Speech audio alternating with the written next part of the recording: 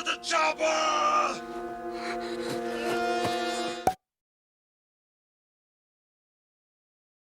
For me, it wasn't unusual to have multiple editors. Even on the first film that I worked on, there were 2 editors.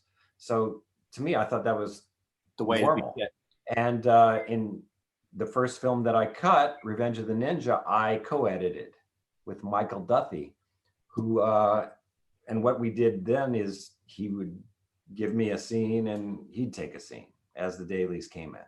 Right. And we would just, crisscross, you do that one. Okay, I'll do this one, and blah, blah, blah, like that. And I really like working with another editor because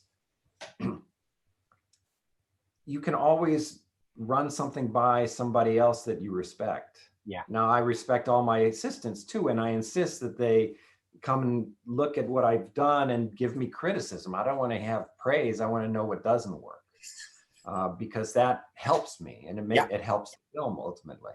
And then if you have multiple editors, then there's even more eyes on it, and they might bring something to it that nobody would have thought of.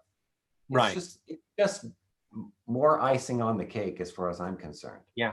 It depends on the film. If back in the film days, like on Last Boy Scout, there were multiple editors, and what we would do, since it was on film and we were cutting on a chem rolls, and they were 10 minutes each, we basically would take one roll and work on it each. Right. And so I worked on, reels 1 and 5 and 7 and whatever. That's how we did it. But nowadays, like on the Jumanji films, it's as they come in, yeah, I'll do that. Or I want to do, if I see something I want to do, I'll say it. And if somebody that I'm working with wants to do a scene, they'll say it. There's no harm.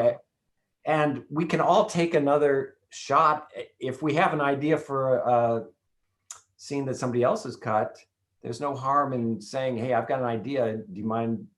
Sure, go ahead. Right. Nobody's so possessive that they'll say, no, don't touch it. It's perfect. Right. No, everybody's working for the best film that can be made. So. Yeah.